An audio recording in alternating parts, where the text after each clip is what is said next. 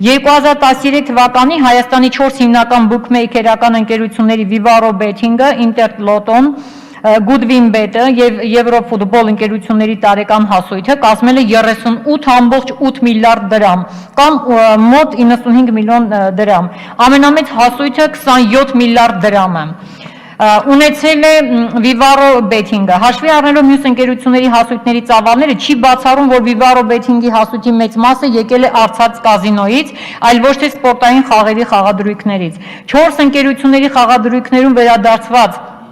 ընդհանուր գումարը կազմել է 35.3 միլիարդ դրամ, իսկ ընկերությունների զուտ շահույթը 2013 թվականին կազմել է 1.37 միլիարդ դրամ կամ 3.4 միլիոն դոլար։ Ամենամեծ շահույթը ունեցել է Vivaro Betting-ը 805 միլիոն դրամ կամ մոտ 2 միլիոն դոլար։ Interlotto-ն, որը կազմակերպում է շահումով խաղեր, լոտոների միջոցով ունեցել է 538 միլիոն դրամ շահույթ։ Մյուս երկու ընկերությունների ֆինանսական ցուցանիշներից երևում է, որ սպորտային խաղերի վիճակախաղերի կազմակերպումն այդքան էլ շահավետ բիզնես չէ։ Օրինակ Եվրոֆուտբոլը 13 թվականին ունեցել է 3 միլիարդ հասույթ, մինչդեռ զուտ շահույթը կազմել է 8.6 միլիոն դրամ։ Իսկ Goodwin-Bet-ը 4.8 միլիարդ դրամ հասույթի պայմաններում ստացել է 24.3 միլիոն զուտ շահույթ։ Ընկերությունների նման հասույթների եւ շահույթի ծավալները արտացոլված են նրանց 2013 թվականի ֆինանսական հաշվետվություններում եւ ուշագրավ է, որ բուքմեյքերական 3 կազմակերպությունները Vivaro Betting-ը, Interlotto-ն եւ Goodwin-Bet-ը արտաքին աուդիտ են անցել միևնույն աուդիտորական ընկերության Legal Audit-ի կողմից, իսկ Եվրոֆուտբոլն աուդիտ է անցել L Audit ընկերության մոտ։ Ինչևէ, այս ցուցանիշները ցույց են տալիս, որ մեր նման սոցիալական երկրում իսկապես այսպիսի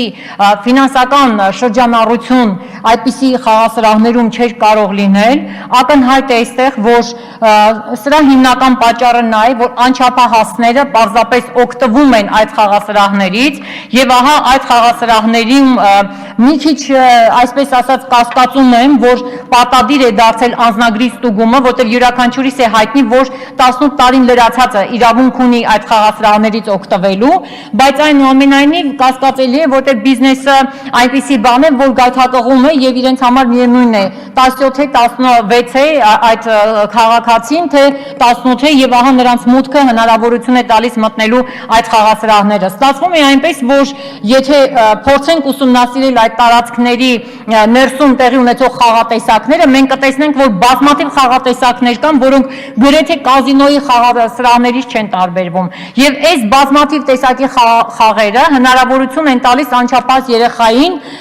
գայթակղվել եւ ի վերջո այնպիսի մի տարիք է, որ ինքը դպրոցից, այսպես ասած,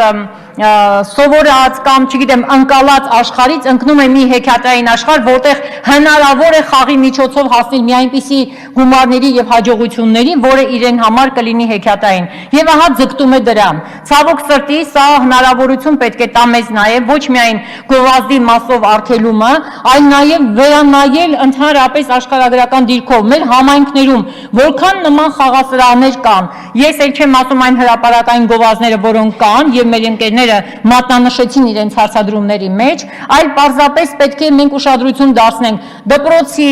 ուրեմն շատ խիտ բնակեցված բնակավայրերի տարածքում սնկի նման աճել են։ Թվում է, թե մենք ստեղծել ենք աշխատատեղեր, թվում է, թե մենք ինչ-որ մի բարի գործ ենք արել, բայց մյուս կողմից մեր սերնդին մեծագույն հարված ենք հասցրել, որով հաստորեն այս ցուցանիշները նաև խոսում են այն մասին, որ ընտանիքները ընկել են մի ծանր կացության մեջ եւ երեխաներին հետ չեն կարողանում պահել այդ խաղասրահներից, որտեղ տարբեր տեսակի ուրեմն խաղի տեսակներ կան, ելի եմ ասում, եւ on-line խաղի տեսակներ կան եւ նաեւ բնականաբար ունեն իրենց էլեկտրոնային կայքերը, որտեղ գրանցման արդյունքում դժվար է պարզապես ստուգել այդ երեխան անչափահաս է ծնողի անձնագրով է գրանցվում, թե ինչպես։ Այսինքն բոլոր պայմանները ազատ կան, որպեսզի անչափահասը գնա սխալ քայլերի։ Հիմա մենք պետք է վերանայենք, փորձենք օգնել նաև մեր ընտանիքներին, մեր անչափահաս երեխաներին նաև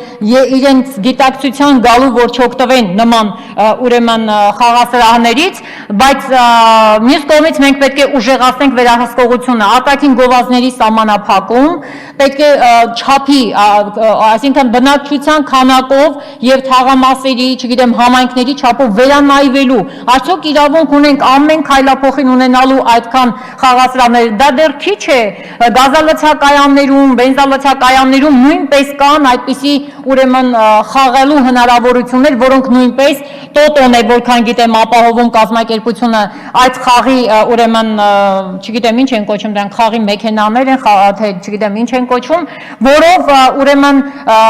տեղում հանկարծ եթե մարդը գոնե զբաղվի էլի ձեռքի հետ, համ գազ ես լցնում մեքենան, համ չգիտեմ ինչ, համ էլ ձեռքի հետ մի քիչ էլ գումար տարվի, ինչ է եղել որ։ Այսպես ստացվում է այնպես, որ մենք խրախուսել ենք այս բացասական երևույթը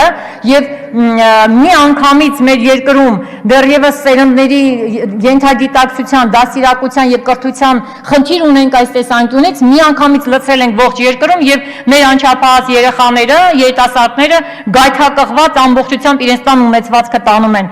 Ցավալի բազմաթիվ դեպքեր գիտեմ, ողբերգական բազմաթիվ դեպքեր գիտեմ, որ ընտանիքի ծնողները, մեծերը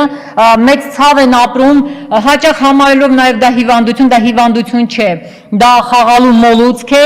որը պետք է ուղղակի մարդու ենթագիտակցության միջից հանել եւ ես կոչ կանեի որպես եւ ծնող եւ որպես մանկավարժ, որպիսի հնարավորինս վերանայել աշխարհագրական առումով, որքան քանակի իրավունք ունենք ամեն համայնքներում այդքան ուրեմն համարելով ենթադրենք դա բիզնես, այդ բիզնեսի ուրեմն զարկ տալու դրա աճմանը, որի հետևանքները բավականին բացասական են կրթադասիրակչական տեսանկյունից եւ ընդհանրապես սերնդների վրա ունի բացասական լրջագույն ազդեցություն։ Եվ գուցե եւ հնարավոր է եւ կարծում եմ ինչու՞ չէ կարելի է համագործակցել հոգեբանների, մանկավարժների, կրթության համակարգի աշխատակիցների հետ, որպիսի դպրոցներում գուցե լրացուցիչ ժամերի, դասիրակչական ինչ որ դասաժամերի հաշվին երեխաներին ուրեմն դասիրակելու, որպիսի նրանք զերծ մնան ընտանիքներին նման ծանր վիճակի մեջ գցելու հետ կապված։ Ուղղակի